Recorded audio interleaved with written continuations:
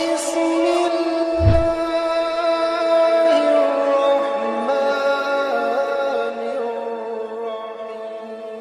اور ایک بزرگ سے ساتھی فوت ہو گئے تو ان کا بیٹا PI میں کیپٹن تھا، جہاز اڑاتا تھا۔ تو انہوں نے کہا بیٹا نماز پڑھ لیا کر، کہا ابا فرصت نہیں ملتی، بہت کام ہوتا۔ کہا اچھا چلو نماز کے وقت ایک آدمی کو دعوت دے دیا کر، 5 نمازیں ہیں، 5 دفعہ دعوت دے دیا کر۔ وہ کہنے لگا میں دعوت دوں؟ خود تو میں پڑھتا نہیں، دوسرے کو کیسے دعوت دوں؟ کہا بیٹا ایک تو میری مان لے، نماز کا انکار کیا تو یہ تو مان لے کہ چلو کسی کو کہہ دیا کر کہ بھائی نماز پڑھا کرو۔ کہ چلو یہ تو آسان ہے، میں کہہ دوں گا۔ تو اس نے اپنے ابا کی بات مان لی، ہر نماز پہ 1-2 کو کہہ دیتا بھائی نماز پڑھا کرو۔ اس کے والد فوج میں جرنیل تھے، یہ کیپٹن تھا، دونوں کی ملاقات نہیں ہوئی۔ 6 مہینے بعد باپ بیٹا کی ملاقات ہوئی تو دیکھا تو کپتان صاحب کی داڑھی بھی اور ماتھے پہ محراب بھی۔ میں نے کہا بیٹا یہ کیا ہوا؟ کہا آپ نے مجھے پھنسا دیا۔ وہ جب میں لوگوں کو کہتا رہا تو میرے اپنے اوپر اثر ہونا شروع ہو گیا کہ میں اپنے آپ کو ملامت کرنے لگا کہ اوروں کو تو کہہ رہا ہے، خود تو پڑھتا نہیں۔ کہ اس نے مجھے کھڑا کیا اور میں نماز پہ آیا۔ پھر ایک دن شیو کرنے لگا، شیشے میں کھڑا دیکھ رہا تھا تو میں نے کہا جب اللہ کو سجدہ کر رہا ہوں تو چہرے پہ نبی کی سنت بھی ہونی چاہیے۔ تو میں نے سیفٹی بھی پھینک دی، داڑھی بھی رکھ لی۔ تو تبلیغ کا کام کرتے رہنا، ہم فرشتے نہیں بن سکتے۔ ایک دفعہ ایک آدمی نے میرے اوپر بڑی چڑھائی کی، تم تبلیغ والے منافق ہو، کہتے کچھ ہو کرتے کچھ ہو، تمہارے قول اور فعل میں بہت فرق ہے۔ جب ان کا غصہ اتر گیا تو میں نے ان سے کہا بھائی 100 نمبر تو اللہ نے بھی نہیں مانگے، آپ کیوں مانگتے ہو؟ اللہ نے کہا ہے فمن ثقلت موازینہ، جس کی نیکیاں بڑھ جائیں گی، گناہ تھوڑے ہوں گے تو پاس کر دوں گی۔ تو 100 نمبر تو اللہ نے بھی نہیں کہا کہ ایک گناہ تیرے کھاتے میں نہیں ہونا چاہیے۔ 100/100 نمبر لے گا تو جنت دوں گا، نہیں تو ریپٹ مار کے جہنم میں ڈالوں گا۔ تو 100 نمبر تو اللہ بھی نہیں مانگتا، اسے پتہ ہے میرا بندہ کمزور ہے، کبھی گناہ کرے گا کبھی نیکی کرے گا۔ تو وہ کہتا ہے جس کے پاس 51 نیکیاں ہوئیں اور 50 گناہ ہوئے تولوں گا تو 51 جھک جائیں گے نا، 50 معاف۔ مثال دے رہا ہوں، ہمارے علاقے میں ایک ذمہ دار تھے، وہ ذکر بھی بہت کرتے تھے، گالیاں بھی بہت دیتے تھے۔ ادھر سبحان اللہ تیرے فلانے، الحمدللہ کے ساتھ ایک پھکڑ تولتے تھے۔ ساری زندگی وہ ایسا ہی کرتے رہے۔ جب وہ فوت ہو گئے تو کسی نے ان کو دیکھا تو انہوں نے پوچھا کہ میاں صاحب آپ کے ساتھ کیا ہوا؟ آپ تو گالیاں بہت دیتے تھے۔ خود ہی انہیں پوچھ رہا ہے آپ تو گالیاں بہت دیتے تھے، تو آپ کے ساتھ کیا ہوا؟ کہ اللہ تعالیٰ نے میرے ذکر اور میری گالیوں کو تولا تو میرا ذکر بڑھ گیا تو میری بخشش ہو گئی۔ اللہ نے بھی کاؤنٹنگ رکھی ہے، پرفیکشن مانگی ہی نہیں۔ اگر اللہ پرفیکشن مانگتا تو پھر آپ کہتے تم کرتے کچھ ہو کہتے کچھ ہو۔ اگر میں کہتا صحیح ہوں تو ایک نیکی تو کر رہا ہوں، اور کرتا نہیں ہوں تو ایک گناہ کر رہا ہوں۔ کیا پتا میرا رب میرے کہنے کے تو فعل میرے نہ کرنے کو معاف کر دے۔ بس ایک صورت میں ہے کام خطرناک کہ اگر میں اس کہنے سننے کو اپنی دنیا بنانے کا ذریعہ بنا لوں، پھر خطرناک ہے۔ تأمرون الناس بالبر وتنسون انفسکم وانتم تتلون الکتاب، وہ یہ آیت ہے۔ لیکن اگر میرے اندر اخلاص ہے تو پھر میں انسان ہوں، کبھی اچھا کروں گا کبھی برا کروں گا، لیکن میرے ذمہ صدا لگانا ہے۔ تو بھائیو اس تبلیغ کے کام کو کرتے رہنا، کرتے رہنا، اس سے ایمان بنتا ہے، ایمان سے دین وجود میں آتا ہے۔ دین کے 2 حصے ہیں، ایک عبادات ہے جس میں نماز سب سے اہم ہے، پھیری پہ ہو گھر پہ ہو نماز نہ چھوڑو۔ رمضان کے روزے ہیں، اللہ پھر رزق زیادہ دے دے، حج کرو، زکوٰۃ دو۔ لیکن عبادات بڑی محدود ہیں اور اس میں کثرت اللہ نے مطالبہ بھی نہیں کیا، بلکہ اللہ تعالیٰ نے اس میں اعتدال ہی کو پسند فرمایا ہے۔ اللہ تعالیٰ نے ہمارے نبی لمبی لمبی نمازیں پڑھتے تھے، تو اللہ تعالیٰ نے روک دیا کہ ما انزلنا علیک القرآن لتشقی، میرے نبی میں نے تمہیں قرآن اس لیے نہیں دیا کہ تو لمبی لمبی نمازیں پڑھ کے تھکتا رہے، درمیانہ چل درمیانہ چل۔ اللہ کے نبی نے تبلیغ میں زیادہ زور دکھایا تو اللہ نے اس پر بھی کہا فلا تذهب نفسك علیہم حسرات، اتنا غم نہ کیا کر کے تو خود ہی ہلاک ہو جائے، مت نہیں، ایسا نہ کر۔ تو عبادات محدود ہیں اور اس میں اعتدال مطلوب ہے۔ سارا دن مصلی پہ بیٹھنا یہ اللہ نہیں دیکھنا چاہتا، اللہ یہ دیکھنا چاہتا ہے کہ تو باہر جاتا کہ میں دیکھوں کہ اب تو کیا کرتا ہے۔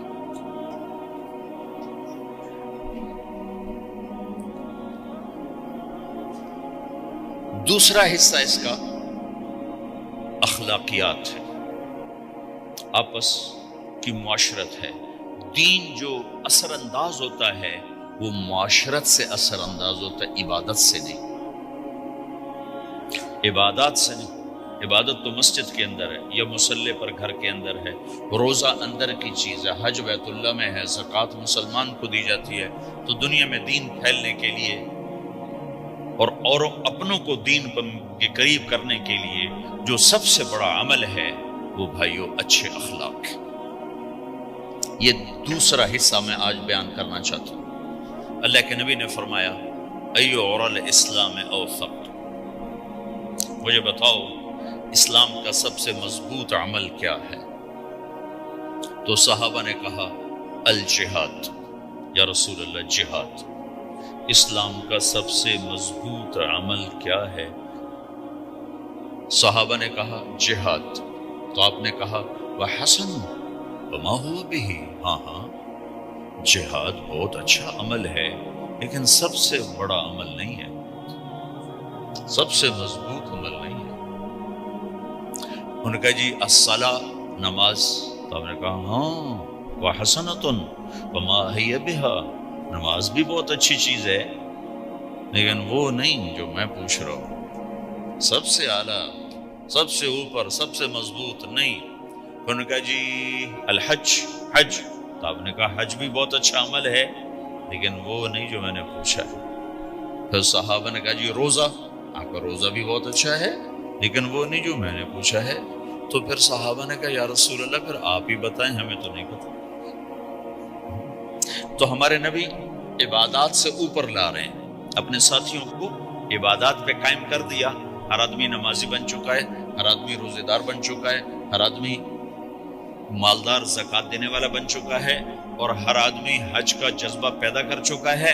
اب آپ ان کو اخلاق پہ لانا چاہتے ہیں، چونکہ اسلام کی تکمیل اخلاق سے ہے۔ اسلام کو تشبیہ دی گئی ہے گھر کے ساتھ، بنی الاسلام علی خمس، تو بنیا کا لفظ عمارت پر بولا جاتا ہے۔ تو اسلام کی بنیاد میں ہے کلمہ، نماز، روزہ، حج، زکوٰۃ۔ اگر اس مسجد کی بنیادیں بھر دی جائیں تو اس کو مسجد تو نہیں کہیں گے نا۔ ہاں جی بنیادیں ڈال دی ہیں، چھت ڈالنی ہے، جب چھت پڑے گی تو پھر یہ مسجد پھیلائے گی۔ تو اسلام کی بنیاد قائم ہو چکی تھی، اب آپ چھت ڈالنا چاہتے تھے۔ چھت کیا ہے؟ وہ اچھے اخلاق ہیں، تو اب آپ ان کو اوپر لا رہے ہیں، اوپر لا رہے ہیں۔ تو آپ نے جب پوچھا تو انہوں نے وہی کہا جو انہوں نے ابھی سیکھا تھا، نماز، روزہ، جہاد، حج، لیکن آپ نے سب کی نفی کر دی، نہیں یہ بھی نہیں، یہ بھی نہیں، یہ بھی نہیں، یہ بھی نہیں۔ اچھا یا رسول اللہ آپ بتائیں۔ تو آپ نے فرمایا ان اوثق عر الاسلام الحب للہ والبغض للہ، اسلام کا سب سے مضبوط عمل وہ آپس میں اللہ کے لیے محبت کرنا ہے۔ اسلام کا سب سے مضبوط عمل وہ آپس میں اللہ کے لیے محبت کرنا ہے۔ اسلام کا سب سے مضبوط عمل وہ محبت ہے، اللہ کے لیے بغض ہے، اللہ کے لیے محبت ہے، یہ اسلام کا سب سے مضبوط عمل ہے۔ تو بھائیو یہ چھوٹا سا معاشرہ اسلامی بن جائے، اس کے لیے بنیاد میں نے پہلے بتا دی، اب چھت بتا رہا ہوں، وہ ہیں اچھے اخلاق۔ اللہ تعالیٰ نے جب ہمارے نبی نے نماز لمبی پڑھی تو اللہ نے کہا درمیانی پڑھو، میں نے ابھی بتایا۔ تبلیغ میں دکھ زیادہ جھیلا تو اللہ نے کہا درمیانہ چلو، لیکن جب اللہ کے نبی نے اخلاق بلند کیے، اخلاق، تو اس پر بھی اللہ تعالیٰ فرماتا میرے نبی ذرا اتنا نرم نہ ہو، تھوڑا سا سختی دکھا، آنکھیں دکھا، تھوڑا شوشاں کر۔ تو میرے رب نے کیا کہا؟ واہ، میرے رب نے آپ کے اخلاق کی جیسی تعریف کی ہے، آپ کے کسی عمل کی ایسی تعریف نہیں کی۔ نماز کو کہا معتدل، اعتدال، دعوت کو کہا اعتدال، اور اخلاق کو کیا کہا؟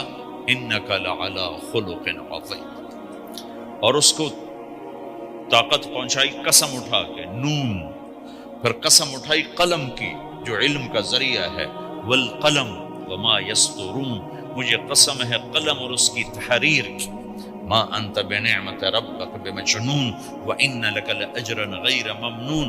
ان دو آیتوں کو چھوڑ کر اگلی جو آیت آ رہی، وانک لعلی خلق عظیم، اے میرے محبوب میں قسم اٹھاتا ہوں قلم اور اس کی تحریر کی، تیرے اخلاق بڑے عالی شان۔ یہ نہیں کہا تیرے اخلاق بڑے عالی ہیں، انک لعلی، علا، علا کا یہاں بہت عظیم الشان کردار ہے۔ علا یہ بتا رہا ہے کہ اے میرے نبی جتنے اخلاق تصور کیے جا سکتے ہیں وہ سب تیرے تابع ہو چکے ہیں، اور تو ان پہ سوار ہو چکا ہے، تو ان پہ چھا چکا ہے۔ علا چھا جانے کے لیے ہوتا ہے کہ تمام اخلاق تیرے غلام ہو چکے ہیں۔ ایک دفعہ آپ نے فرمایا اچھے اخلاق 360 قسم، 360 قسم، 360 صفات کا مجموعہ اچھے اخلاق۔ کوئی ایک صفت کسی کو مل گئی تو جنت میں چلا جائے گا۔ تو ابو بکر رضی اللہ عنہ سامنے بیٹھے تھے، کہنے گے یا رسول اللہ افی منہا شیء، ان 360 میں کوئی میرے اندر بھی کچھ ہے؟ تو آپ نے کہا تیرے اندر سارے کا سارا، کوئی کمی کوئی دور ہے۔ یہ آپ نے اور کسی کو نہیں کہا، صرف آپ نے یہ ابو بکر سے فرمایا کہ ابو بکر تیرے اندر پورے اخلاق 360۔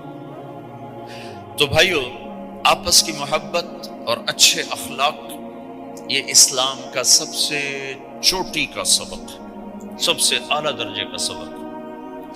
اب ایک حدیث میں جو حدیث جبریل کہلاتی ہے، وہ انسانی شکل میں آ کر پوچھتے ہیں یا رسول اللہ اسلام کیا ہے؟ تو آپ کہتے ہیں کلمہ، نماز، روزہ، حج، زکوٰۃ، یہ اسلام۔ یہی سوال اب آخری حج کا موقع آ چکا ہے، اب اسلام 9 سال آگے، 10 سال آگے جا چکا ہے اور اس کی شکل مکمل ہو چکی ہے۔ تو عمر بن عبسہ رضی اللہ تعالیٰ عنہ یہ آخری حج کے موقع پر آپ سے ملتے ہیں اور آ کر یا آپ سے پوچھتے ہیں یا رسول اللہ مل اسلام؟ سوال ایک ہے، مل اسلام۔ شروع میں مدینے کے داخلے کے شروع میں جبریل انسانی شکل میں آتے ہیں اور کہتے ہیں مل اسلام، اسلام کیا ہے؟ تو آپ کہتے ہیں کلمہ، نماز، روزہ، حج، زکوٰۃ۔ اب یہی سوال 10 سال کے بعد یا 9 سال کے بعد عمر بن عبسہ کہتے ہیں یا رسول اللہ مل اسلام، اسلام کیا ہے؟ تو اب جواب سنو، آپ نے فرمایا اطعام الطعام وطیب الکلام، میٹھا بول بولنا اور کھانا کھلانا۔ کسی سے میٹھا بول بولنا کتنا عظیم ہے میرے نبی کی، میرے اللہ کی بارگاہ میں، کہ آپ نے فرمایا ابتسامک فی وجہ اخیک صدقہ، تو اگر کسی مسلمان کو ہنس کے مل لے تو یہ بھی تیرے لیے صدقے کا ثواب، صدقہ لکھا جائے گا۔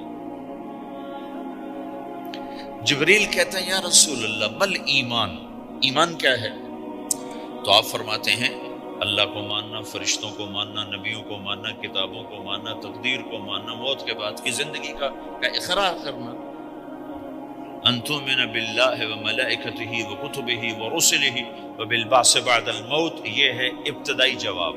اب یہی سوال عمر بن عبسہ کرتے ہیں 9 سال کے بعد، یا رسول اللہ مل ایمان، ایمان کیا ہے؟ تو آپ نے فرمایا الصبر والسماحہ، صبر کرنا، معاف کرنا۔ سوال ایک ہے، جواب 2 ہیں، کیوں کہ جگہ اور نوعیت بدل چکی ہے۔ ابتدائے اسلام ہے تو عبادات بتائی جا رہی ہیں، انتہائی اسلام ہے تو اخلاق بتائے جا رہے ہیں کہ اے عمر، ایمان کیا ہے؟ صبر کرنا، معاف کرنا، صبر کرنا، معاف کرنا۔ تو بھائیو، جو ہم